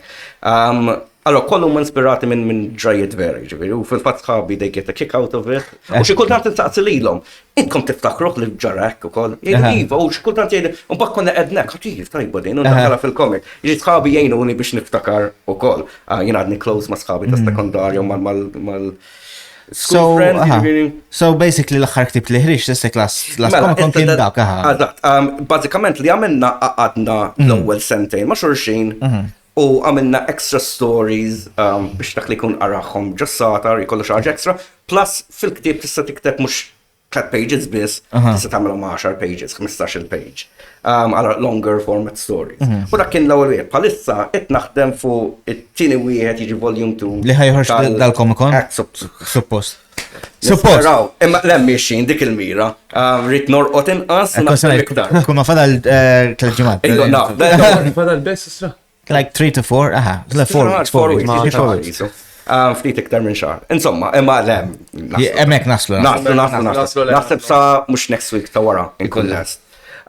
U basically it naħdem fuq, għax teknikament it naħdem fuq the extra story. Fil-verità, nista ma ndaħħalx extra story, u naħraġ ta' season 3 u season 4 ma xurxin. Imma dik il-mira, dan li naħdem ta' season, ta' ġini volum, huwa 15 pages pala storja, u ma it-tfal jiprofaw jħarbu mill-iskola. Issa mux it-najt li veru ġrat, imma minix najt li mux veru ġrat għannas. Jiena kont ħrabt mill-iskola kemm il-darba meta kont. Thank you, mommy. Nistantikom raġuni Mela, kien żmien l-eżamijiet u aħna kienu jgħidulna ma tistax titla' mela inti kollok different sessions. U kien ikollna pereżempju l-ewwel session u ma jkollokx it-tnejn l-oħra. U aħna konna nswitchaw skola fi 3:15. U jien minn Melliħa saħar Qorbi konna naslu d-dar fl-4. Aħna konna daqsxejn in-nerds u ridna mmorru dar nistudjaw. Allora aħna konna niġġustifikaw ruħna u konna ngħidu ta' min naħarbu għax aħna sejrin id-dar nistudjaw. Tajjeb. Ma nagħmlu xejn ħażin aħna teknika. Konna illum bħala teacher ma toġobniex l-idea. Imma that's how we justified it. Almenu you justified, aħna konna ħrabna biex nilabu l-futbol. Konna daqsxejn nerds aħna. Le, aħna konna aktar slavax. Niftakar one experience li ħanajdek ma lajf prostituż laħħaxi darba, kienet funny, kienna l-iskola, taf li kien ikollok break 1 u break 2. Small break u big break. Mela bdejna fil-ħodu dik il-ġurnata ftemu li kulħadd ħajaħrab u jmur il-ground, kien hemm ground viċin dan u ħammorru hemm prison escape. So l-ewwel break ħarbu 10. Xinti teacher fil-li konna 22 ġejna 12. Fit-tieni break ħarbu 10 oħra u il-ġiex nerds li bdew jibżaw mare l-aħħar 3 lessons u hekk ta' wara t-tieni break kienu huma biss u l-oħrajn face sparixxew. Ma nafx. So in groups ħarbu 10. Aħna wkoll il-ħanda f'nofs il-witt taħar Ormi. Allora inti taħraf li. Ma jsibbux issa. Illum hemm high fences u hekk. darba. Imma jiġi hemm dawn it-tip ta' stejjer. Allora inti għandek stejjer li it-teachers qegħdin jaħdmu mat-tfal, għandek stejjer oħrajn huwa just teachers biss kif sigaj. Il-praspar minn ta' il-praspar issa wkoll provajt infittex isem għal din l-iskola. U bdejt ngħid mara li l-iskejjer kollha san xi ħadd. That's a good idea. Allora ikollex ta' san xi ħadd. Allora basikament dawk huma l-istejjer ta' dawn it-tfal. Skola għandha xi ħadd St. Martins u kollha san xi ħadd. Kollha. Kollex ta' san xi ħadd. U Woodstock basically. U s-sar nsaqsi, per eżempju, inti nitlu ġaqta jew kif taħseb jew xaġa, għalli forsi n-nies jifmuha. How do you go about li tagħmlu l-komik? Il-processes tiegħek ta'? Iva, obviously story u mhux kull proġett huwa l-istess. Imma l-biċċa jiena nibda mill-istorja. Jew idea, ngħidu hekk mill-istorja, mbagħad ngħid alright. Kif nista' nagħmilha f'storja u xi kultant ikolli l-istorja lesta jew idea bħal kif spjegajt Apocalypse Rock ta' idejat ma' xulxin u times are changing kont naf x'ħan nagħmel wara xulxin. Allora inti jiena nibda minn storja. Issa jekk għandi bżonn nagħmel riċerka, jekk għandi bżonn jien naf nikteb plot points pereżempju tal-karattru line li huwa l-multi superhero tiegħi, dak għandi il-plot list. Allora naf step by step l-story ta' dan il-karakter ħajkun. Għaxa kien daqsxejn retroactive. Mela, in Times Are Changing issue 4 għandi xena partikolari fejn karattri jibdew jgħidu issa wara l-gwerra l-Maltin aħna we have to become independent u self-reliant u l-karattru li jħod immaġinaħ bħala multi-superhero. Waqt li jgħid dawn l-affarijiet kollha. U jiena dan il-karattru tal-għajn li għaddak iż-żmien għaskallu isem kien just ħlaqtu għal dawn il-few pages ġifiri. Kien cameo ġifiri. Cameo u daqse. In-nies veru oġobhom. U għalma sekta ma l-ħad għalih. Għat, ok, nista nagħmel xi ħaġa bih dan. U issa x'ma kellux storja. Allora bdejt ngħid alright. Origin story, idea, u bażikament għandi il-plot lest. U mbagħad nibda nikteb script. U peress li script qed tikteb għalija stess, m'għandi bżonn ikun dettaljat daqshekk. Allura jisni qed nikteb script għall-play jew television show jew għall-film. Meta nagħmel tas-satar pereżempju jkunu daqsxejn iktar dettaljati minħabba li ħajjaraħ l-editur. Għalli kollu għedja iktar ċara tar Kollu iktar faċli għalli għall-oħrajn nagħmelhom għalija. Just basically plot points li camera shots u costumes u kollet inġurasi diġa. U mbagħad nibda sketching jekk għandi bżonn tal-karattri. Per eżempju, san xi ħadd m'għandix bżonn nagħmel character designs qabel kull komika xew lesti. Imma jekk nagħmel pereżempju għall-oħrajn ikollok tagħmel. U mbagħad nagħmel page layout. L-ewwel nibda thumbnails, naqbad l-script u ngħid ġieli kolli miktub fl-script set, minn hawnhekk sewwek page 1, minn hawnhekk sewwek page 2. Xi kultant ma jkollix, and I have to figure it out. Biżgħu ġieli rajt stampi tiegħek li pawsejn isek ittaqadhom kollha mal-art u offertek. Meta nispiċċahom. U mbagħad basically nagħmel thumbnail sketch biex jiena ma nibdix impinġew full page naħel f'nofsu ngħid m'hemmx iżejjed spazju jew ġieni ħażin. Allora you try to save time u nagħmel hawn sketches żgħar x'in joġobni kif naqsam il-page. Xi kultant iddu hours. Xi kultant ngħid irid nieqaf għax ma nistax naħseb so I'll get to it tomorrow pereżempju. U nipprova nara kif għandefishom 2 pages, 3 pages, whatever. Wara li jogħġbuni dawk, qabel kont nagħmel a full page sketch. Fejn kont nikteb speech bubbles bidejja ħajkolli idea kemm għandi bżonn iħalli spazju għaxin xi ħaġa li ħafna comic artists jinsew. Hemm bżonn speech bubbles u trid tħalli spazju għal speech bubbles. Bat aħna ġieli kellna problema, peżamin. Mbagħad trid tipprova tara kif ħaddeffithom. Jien niftakar meta dimt ma' Peter is a fantastic artist. To be fair, il-ktib ta'kom huwa l-ewwel ktib li pinġu għal Apocalypse Part 1 kien l-ewwel ktib tiegħu. Ma kien imur overboard on the panel. U bas kont nagħmel l-speech probably xin kont għamiltom jien on computer. Tgħid ngħid Madonna prima Peter, hawnhekk ħanattilek nofs laqas il-ħaġa li qatt il-ġidda l-beautiful wall. U ħanitfalek speech bubble as so taħt l-artwork. Allura inti dik trid taħseb fihom qabel li din skoprejtu bizmin. U xi kultant għadni, per eżempju, sit nagħmel go overboard tajt ġej kamra li hu bbażata fuq il-kamra tal-ħabib tiegħi meta kien żgħir, u per eżempju fuq il-ħajt kellu x-xabla ta' Frodo tal-Lord of the Rings. U pinġejtu mbagħad ngħid dan ħanatih laqas speech bubble. Ma ħarressa il-sword iktar mill-ġemp ħalli tidher per eżempju. Għadin għadha tiġi li llum. Allura qabel konna nagħmel full page sketch, issa illum il-ġurnata li sinifhem daqsxejn iktar m'għadniex nagħmel full page sketch to save time.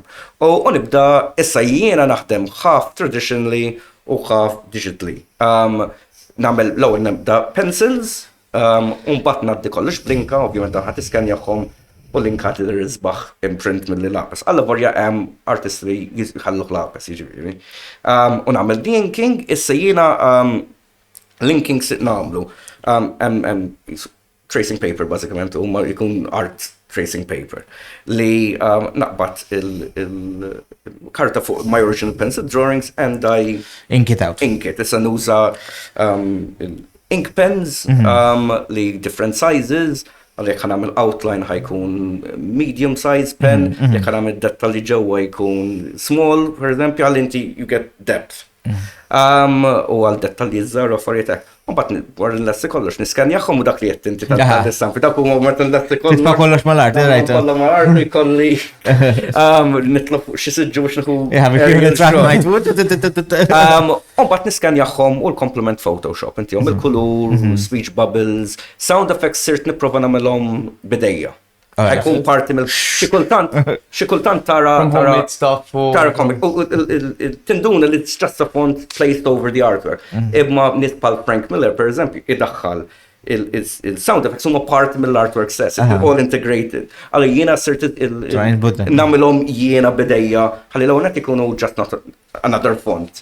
U mbagħad complement Photoshop. U bħalissa fl-istadja tal-ktib ġdid dak il-fadna, il-koluri and lettering. So kważi wasanna. Wasanna baqa kif qed. L-aħħar push. Jiena qed nissaponi li not next week ta' wara. Għax does it take a long time biex tipprinta x'inken darba x'diki għax tiġi tipplanja kemm ħajprint jaħulek. Żgur issa dak ħasil ta' bala nafu li. Għax inti mhux la-stejtu daqshekk. Issa rrid nipprintja. Idi daħluh ukoll jista' jkun m'għandhom xans biex idaħluh, idumu naqra. Issa Dejma kelli. U kien hemm drabi fejn tajthom il-ħasel, kien hemm drabi li battilhom ix-xogħol 5 ġimgħat aw 5 tiem qabel. U l-ġurnata ta' qabel Comic Con wara x-xogħol imur nixbor il-kodba, qatt niċċekkjaw u nibqa' tajr il-venue jiġifieri. Darba mhux suppost, ħajkun hemm naħseb mill-inqas 3 weeks chance. Really, Jans, but you need to finish it. Nitfallu pressure. Nitfallu 2 weeks on. Stizza miexi sewwa, jekk nibda naraħit neħel, nibda norqod inqas. I can say that, meta ħriġna Steam, għaxin l-kun experience għandi fuq il-Steam 1, Steam 2, again, we don't mention that for now. Steam 1, meta kena biex naħorġu, għax vera rinna naħorġu għalkom, jien kont għamil ġurnata li I was just sleeping 1 to 2 hours. Iju, l-mekku. 1 to 2 hours, għax jien kont, obviously, kolli xogħol normali. Steam naħu. U kont pajt sejjer sa' u mil-mara, għax ta' kont għadni ġam iż-żewġ. U mil-mara u tajli, inti għadni għaddej fuq il-computer. Times are changing issue 5, dak li kien 5 days qabel, kont nispiċċa l-aħħar xar, sa'tejn 3 sigħat kull-jum. Kafe. Ġiviri, u mmur xogħol zombi. Nagħmel xogħol xorta għax teacher ukoll intense job as well. Għal inti għandek 20 student quddiem, tkozzlilhom il-messaġġ it-tajb, trid tara li kulħadd jifhem. Illum bil-foreign students trid taqleb bil-Malti u bl-Ingliż. Trid toqgħod attent li kulħadd jifhem attent u mhux jitilfu. U jkollok dak sa'tejn irqad biss jaffettwak. Fil-fatt wara dak il-Comic Con l-għada kont infajt fis-sodda ma niflaħx. Ġidni ma naħsibx ħankun hekk dis-sena, hemmhekk nara li time is tight, ma fil-fatt anke diġà bdejt pereżempju socialize palissa xejn. Id-dar naħdem. Id-dar comic. Once li lessejt mix-xogħol mort id-dar, sraħajt sigħat u nofs. U daqtek, Mela, u s-sert insaqsi ġiġ affarijiet għax ossi palma tint, vera kien ħafna xnedin. So obviously we will get... Fun fact, sorry, Dwayne. Mawx Dwayne! Jiena kont tibt komik u koll jiena, meta kelli 13. Fejn? Għale, dari għatimma. Għadħat ma jaffu u ġifiri. Ġibu ħanna rawħ. Għalet nġibu, dan. Ġibu l-komik. Storja, pratikament, Fenech, żewġ minni skopja, għandu girlfriend dan Don't spoil it, maturi. Mela. Experiment gone wrong, da' sek bis. Le, ġibu tal-ossija, ġibu forsi jaraw din jew Peter jaraw. Mela, ġiex affarijiet tinsaqsik. Għax jissa kamadna, u vera, għax meta kanna minni għad il-meeting pre-meeting ta' qabel il-ge, għalli u lejt, għarix ħanim lew program, għalli terġa ġibni, vera, fatti, kumma mint ġiex topics mill-li sassejtu. Marrit tinsaqsik ta' naqaf il-qasid daw il-ġiex questions, għax vera xtaqna uħorġu mill-lum, and then we can go into more details maybe later. Inti tara differenza bej l-ewel Comic Con u this Comic Con kif inbidel u kif tħossok bħala wieħed li dħal dej? L-ewel Comic Con kiber mot enormi. Jiena aħna bdejna St. James Cavalier, futsular ta' fuq biss, forsi konna 25 artisti lokali. Konna 5 barranin, wieħed minnhom kien David Lloyd li pinġavi for Vendetta. He was the big draw għal dik il-Comic Con. U cosplay kif konna ngħidu qabel. Nies jilbsu l-affarijiet li konna nsibu d-dar u affarijiet hekk. U bdejna pala it was just fun, jiġri ma tantx kien hemm nies qegħdin jibgħu, kien iktar jisu exhibition basically.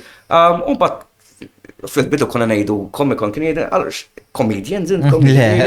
Il-konċett ta' comics. Ma kienu xjafu U bil-żmien word of mouth, jien niftakar kont mort Super London Comic Con ta' 2014.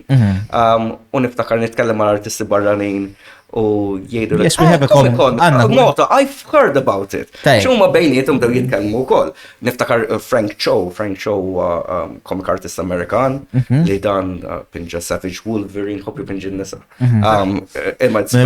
Let's check them out. Very detailed work u tal-ġen Frank Cho. U niftakar Amerikan, u kontetlu Malta Comic Con. I've heard about Malta Comic Con. Għalli, it's somewhere next to Italy, right? But are you a part of Italy? Jiġu pala Amerikan, they're very good on their geography. Imma insomma, jiġifieri, u bil-mod dejjem tikber guests, so jkunu ħafna iktar guests. High names, jiġifieri, u anka il-kwalità tal-tana l-Maltin sploda. U kol ħabat the right place at the right time. Kollu Comic Con kien 2009. Sena ta' qabel beda Big Bang Theory u l-ewwel Iron Man movie. So geeks kienet jiġu fil-popularity. Jiġu mux just aħna l-creators, imma kellek il-fans.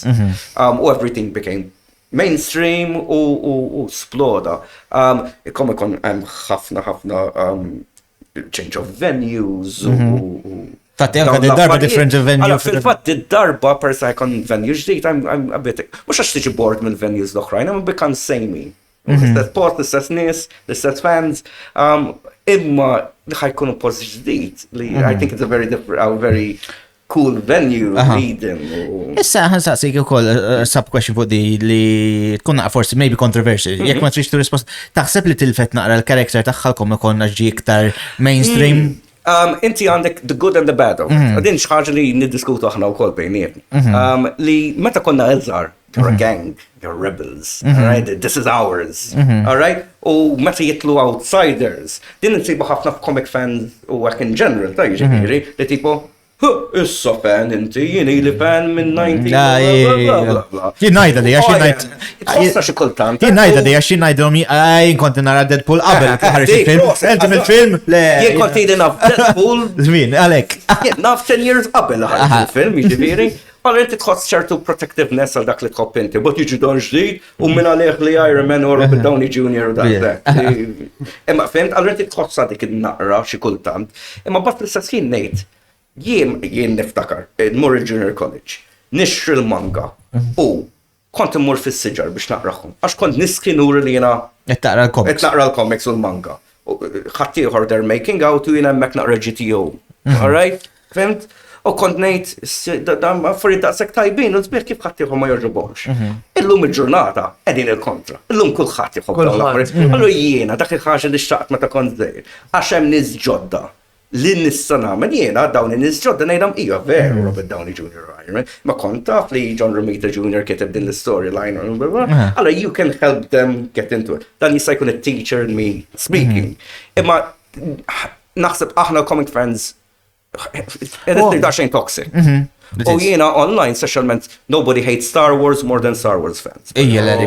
Oh, it's becoming ridiculous. Li jiena nies li suppost nħobbu l-istess affarijiet qed nispiċċa niġġieled minn magħhom. U inka ħabba l-festival l-ġdili ngħid tal-Comic-Con like saret fl-antik kienet iktar isa for the artist u issa saret l-nista ngħid kontrija nnifsi għax jien ngħidu nibbieh speċi xogħli it's not my I don't own it minix sinju.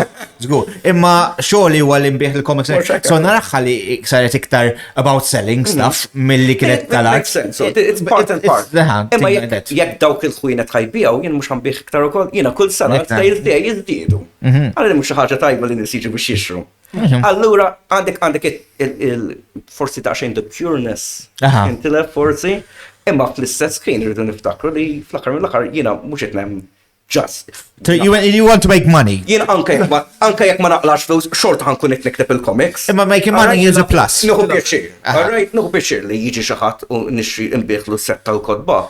U xofja li nieħu pjaċir. Ma nista' mbagħad jgħix t-shirt tal-Malta fuq. Iwa, dak li konna din nitkellmu fuq forti biex ma nagħtix sfond, nixtieq wieħed minn. Għax waħda mill-catchphrase. Imma kif konna din ngħidu, jiġifieri tilef forsi daqsxejn mill-purezza tal-bidu, imma jiena naf in-nies li qegħdin joqnu warah, naf ix-xogħol li jidħol fih, naf li huma fl-aħħar mill-aħħar huma they're all part-timers ukoll. Għaliex dawn qegħdin jaħdmu kif naħdem jien fil-fatt. Inkun nixtieq ngħin iktar, imma jew ħankun qed ngħin. Jew ħankun qed nikkrea. Le, dik danka li kemm il-darba għaxari lajkom ikon il-li nħuħsib jien tħalt mit-tini wieħed. Fl-agenda. Kenna minni stand. Matul it-tini. Comic-Con kemm għala snin? It-tini wieħed 2010. Le, kont. Le. Niftakru. Għadda nisejt ma nafs. Le, tfal tal-Pom 3. Sorry, u zomma ħda. U Comic-Con 3 meta kien? Ma nafx minn. Sena ta' war. 2011. Naħseb niftakar għax meta kont skola jiena, da St. Martin College sekondar, niftakar ħabbibti tajt Comic-Con. U għammek dak iż-żmien ta' bdejna nsiru iktar mainstream. Nibdew jkollna l-billboard. Muħammu nil-bessa dak u dak hija Comic-Con. Nista' ngħid ħaġa oħra wkoll. Ħafna nies jgħidu ma niġix Comic-Con għax mhux kan ilbes kostum. Tista' tiġi. You don't have to. Jiġifieri jiena naħseb. Jien f'daw 10 years darbtej il-bis kostum. Jiena wkoll darbtejn il-bis. Dan l-ewwel Comic Con tiegħi li ħammor Jiena ilem il-bidu, jiena kieku ma kienx għall-Comic Con u għall-organizers għall-Comic Con. Ma konx tagħmel il-kodba. Jien minix xitaw kieku llum. Dejjem bilt mad-deċiżjonijiet kollha li għamlu? Le. All right? Fil-fatt nipprova. That's life. Qatt ma tista' taqbel ma' xejn. Nipprova nagħti suġġerimenti bħala creator, ma wkoll x'nistgħu nagħmlu. Studenti u fans ukoll x'nixtieq. Għax inti għandek student the hotline to the younger generation ukoll straight away. U anke pereżempju ċertu affarijiet li jħobbu l-istudenti tiegħi. I can relate to them because The voice of the people. Nipprova u jiena kif huma jafu jiena dejjem provajt nagħmlhom il-ġid għal meta nagħti suġġeriment. Din ħaġa li l-Maltin m'għandniex. We have to be constructive. Ma tgħidlix dan ma toġobniex because it sucks. Ma jdenna għala. Ma għala. That's a reason behind it għala, mhux tajt, le ma toġobniex, imma għax ma toġobniex. Allura fuq il-Comic Con, it's always growing bigger and better. U għal dis-sena, għal venue l-ġdid, I'm really, really excited. Biex nara xajkun. Anka, jina excited, biex suppost ħajkonna l-stand tal-Legenda Bookshop, u suppost ħajkonna stand ta' molto popolari. L-ewwel darba li ħajkolli, le, jina personalment darba kelli, għax meta konna ħriġna l-Steam, kellna stand. Imma pala ħajkolli ġina. Peter konna ħafna dawn behind the scenes. Jina nitkellem, comics are a very hard job. Comics mux illustration. Fil-fatt Malta għandna ħafna illustrationists li jagħmlu like il-prints, it's fine, imma they're not comic artists, they're illustrators. Allura nies li mhux għamlu comic wieħed u telqu, ma xatt bħal Peter li għaddej kellu l-istess struggles li kelli jiena, we can relate. U fuq direk insaqsik, di vera ta' qasir xi nagħmellek it-trivia u offertek. Tini 5 comic artists, Maltese comic artists that deserve more love. Deserve more love. Peter Magro wieħed minnhom. Imma Peter għaddej. Tiġi għandu love, imma Peter għaddej. Dil-sena jisplodi iktar. Peter Magro huwa one of those that they should look He should go to the next level. Artist qegħdin ngħidu, mhux qegħdin ngħidu nies oħrajn. Le. Artist, all right. Jinaħseb Roderick Patch, 100%. Roderick Patch, nafx kif għadu ma ħareġ comic. Jien ma nistax ngħid x'affarijiet li għalli Roderick. Imma Roderick ilu għaddej għall-istorja. U Roderick minnix mor naraw The Last Alien flimkien. Roderick huwa tifel sew. Roderick huwa wieħed mill-artisti tajjeb ħafna. U ilu minn tal-bidu wkoll. Niftakar. Roderick, persuna li mhux ħajħu dis-sena imma Josmar Darmani, ex-student minn tiegħi, kien jaf kif għandu jaqsam page meta kellu 11, kellu meta kont il-Verdala nagħllem kellha l-Comic Club, dak huwa artist li ta' min you follow him on Instagram, dikun it. Satin il-link tagħhom tiegħu ħan nisfallu. Lafi Ozzy għandikun fuq Instagram. Imma incredible work u mhux għax jiena biased. Ħana rekta. Xi tnejn oħra. Jew sama jekk m'hemmx kollha to be fair. But għandek classic people pal Audrey Ann per eżempju li dikila Eric Leone u ħabib kbir tiegħi Eric masterpieces il-pitturi u affarijiet li għamel. Għandek nies pal Zrinzo per eżempju. Zrinzo li wieħed mill-OGs. Kien beda mis-second Comic Con u dak jagħmel. Ma again, fissa kemm tajjeb iġindu and I love his work. Għandi xi krieta konxajt ta' Prince tiegħu. Qatt m'għamel comic, you know, some people like that, they can do comic art. ċertu nies jogħġbuhom il-karatteri u l-aesthetics tal-comics, imma mbagħad when it comes to page construction, għax mhux xi billi artist taf tagħmel comic. Il-comic tix taħseb il-page layout, se kan inti xa tagħmel opening shot, u daqsxejn film director ukoll. Mela. Allura inti jiena nieħu ħafna inspirazzjoni minn films u television shows għal ġertu. Jien hekk kont għamil tal-Steam, jiena speċi għax konna ħadimna jiena story u l-idea kollha tiegħi u Peter did the art. Le, jiena basically I wrote, ktibt Steam u l-idea ta' Steam kien isni qed nagħmel 90-minute action movie. Mbagħad għandek pereżempju nies oħrajn li huma comic adjacent li għandek Ivan Xwiereb li jikteb novels. Bias ukoll jien kont il-best man għat-tix tiegħu. Mela għalhekk qed tifaħru da. Ukoll pinġejtlu Ivan is my favorite author. M'hemmx iddur madwar. Aħna nħobbu ħafna mill-istess affarijiet, alla l-affarijiet li ħajjektebu. ħajjoġbuni li u jinkont pinġejtlu il-cover ta' ktib. L-illustrations tal-ewwel żewġ kotba tiegħu, it-tieni ktieb Tielet klip tiegħu li ħajoħroġ Comic-Con li jmiss. Leslu koll jew għadu għaddej? Dak les. Right, kien jibat li chapters waqt li jiktibhom u jien naqrahom u anke kien ċertu tibdilu. I'm really excited for that book. Għannis biex jgħax jien ġarraħtu. U anke ċertu artisti li għadhom ma ġewx announced mhux jien ħajpinġi ħaddieħor. It's going to be a very interesting Comic-Con was probably kun bil-qiegħda qrib tiegħi. Jiġifieri mbagħad għandek nies oħrajn bħal il-mara tiegħu Greta pereżempju li ħajkollha iktar craft stuff pereżempju. Barra mill-prints u l-artisti jekk għandna kittieba għandna nies li jagħmlu l-craft u affarijiet hekk. Allura, mbagħad hemm cosplayers li looking for Chris Bianchi pereżempju u Bernard Jellel u Yasmin, jiġifieri dawn huma nies li looking forward biex naraw cosplays tagħhom ukoll. Le, Comic-Con huwa event li m'għandekx titlef, dal-episodju suppost għandu joħroġ qabel Comic-Con, so jekk qed titħajru biex tmorru, ħajkun hemm aħna, ħajkun hemm din, mela ħajdu hello. Event vera slajm, issa ħanadilek waħda ta' trivia ta' malaj. Dan daqsxejn hekk fuq għax jiena studenti jekk ngħidhom jien ħaniftakar minn intkom, ħaniftakar fejn tpoġġu, ħaniftakar kif mortu fl-eżamiet, l-ismijiet ninsa. Le, this is okay. Għax għandek 5 questions fuq Friends li naf li inti fan. Tajjeb. Fil-fatt għal-Comic-Con ħajkolli wieħed mit-t-shirts tiegħi huwa ħbieb. Mela, how many seasons of Friends are there? 10. What's the name of Ross and Monica's parents? Pass. Brad Pitt and Dave Schwimmer's characters co-founded what club in high school? Club Contra-Racial. I Hate Racial Club. Yes, that's cool. What city is Friends set in? New York. Okay. Greenwich Village, Ansi. Who is the first friend to speak on the show? Chandler? No, Monica kienet sewa. Tgħid l-istorja ta' waħda mid-dates.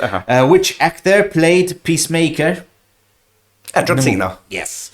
Which former Premier League footballer acted in X-Men The Last Stand? Vinnie Jones. Tajjeb. Okay. Konosuba is what type of anime? No idea. No anime. Okay. Well, last one. Who is Batman's alter ego? Bruce Wayne. Bruce Wayne. Time, that's it. Yeah. Sitta. Xmort, għalibu marħazi. Mr. and Mrs. Geller. Jack and Judy. Judy. Jack ftakartu. Jack and Judy u Monica kienet. Għanzi, ġibta Vinnie Jones. Vinnie Jones. Vinnie Jones. Legend, do. Imma preżament kien kontaħ minnu Vinnie Jones? Asta. Welsh, Irish, ta? Le, he's Welsh. Welsh. Le, proprio Ingliżi ma kien jgħab Welsh football team. Kien jgħab ma' national team. Dak darba, dak kien salvaċ. Tal compilations tiegħu da. Dak kien wieħed fl-antik, għax issa l-footballers issa saru pussies biex inkunu strict. I can say, imma fl-antik kienu iktar guf. Dak kien jaqbad waqt li freaking kien jaqbad il-bajt tan-nies jaqfa somlu. Le, kien kważi rugby player. U fil-fatat look biex ikun juggernaut. Wara li Salvat, it's cool. Għad ma kienem comic fuq like football team imma they have powers. Ejba, kien hemm ukoll. Captain Subasa u li benċi. Dok li jabsu jabżu l għand Kristu jagħmlu double u plas kien hemm films tal-Oscar. Charlie Cocker u li huwa inspirat minn li benċi. Rajtu Charlie Cocker. Mbagħad għandek iktar realistic ones pal u sem Blue Lock. Jismu tal-Ingliż dak of the Rovers. Roy of the Rovers. Dak u hemm xi wieħed bħalissa manga Blue Lock. Li ħafna Subasa għaża classic. Fil-fatt baqali one volume biex naqat il-manga tiegħek. Alright. U problema li dak English version qatt ma ħareġ. Le, bil-Ġappuniż. Le, bit-Taljan. Meta nitla l-Italja, nfittex il-manga u comic book shops kollu u bħali volume 1. Ma nistax insibu. Jekk hawn minnkom. Captain Subasa, volume 1 bit-Taljan. Jixtrieħ. Għak tkun edin l-Italja u d-dur il-comic book shops. Ixru l ħallaskom. Anyway, Dean, thank you ħafna tal-il għajt intana. Għan ingrazzja waħda l-sponsors, mela. Grazzi il-Planet Console li huwa Geek Shop ġew għal-Birkir Kara. Grazzi il-Patrick Prince għal-printing, t-shirts, mugs u affartek. Il-dKaseFactory għal-phone cases. Il-Feastables.mt għal-ċikolata ta' Mr. Beast. U I'm missing one. U solo kafe, għax spiċċajt il-kafe lek. U solo kafe. Issa, 22 seconds għaw. Pause. Mela, sakam għax mar BRB, guys. Nixtieq ningrazzjaw il-patruni tagħna tal-continuous support tagħkom kiekom mingħajr l-għajnuna tagħkom u d-donazzjoni tagħkom. Aħna n-nies li m'għandniex big companies warajna. L-input tan-nies huma importanti ħafna. Mela jekk intom joġobkom kontenut, support it financially. Anka sharing, commenting, liking. No, it's the stereotype. Sharing, comment. Għal-kulħadd, għal-kull artist. Iktar kemm li nattuna visibility. Le, għara, ġiġ mod kif t-supportja shares, likes u things like that, u anka għalikom €2 bis-serta, €2 fix-xar. Taf kem non f-affarijiet minn. Jina ħodha jina parent, jina naħdem ix-xogħol, anka lunch, il-lunch kull-jum €8. At €2 qed nitkellmu. So, I'm kind of begging, imma mux begging eżat, imma if you like the shit, you know, help. Għax għalik mux ħatam il differenza. Imma lina, stejna ħafna. Ġibna s-sġiet. Guys, għanna s-sġiet ġodda. Għanna dwar. Thank you. Anyway, mort naħrapin ma laj biex nġiblek iċ-ċikolata għalik tal-ġej fuq il-program, thank you ħafna din. Iċ-ċikolata Mr. Beast. Anyway, tinsewx for 10% off, guys, għal Feastables Mr. Beast użaw Malta Pop u Code Malta Pop. And għajtin nis-face ta' jisibuk fuq Instagram, Facebook u għaffartek u fuq Facebook id-din Fenech għandi din Fenech Comics u koll nitfa ħafna passworks u għaffarietek. Għandi Instagram u din _Fenech. Jiġi basically jek tiktib ismi din Fenech. Għandi YouTube channel nużax biex I upload interviews nkun għamiltu għaffariet, jiġi mux għazin namel il-kontak. Alla vorja, dan huwa area li fejn nixtieq nagħti daqsxejn iktar push. Tajjeb, mela. Aħna narawkom next time, thank you ħafna, thank you l-Marcus, thank you l-Dean, and tinsewx, narawkom il-comic con ukoll għax ħajħorġ qabel. Ciao guys!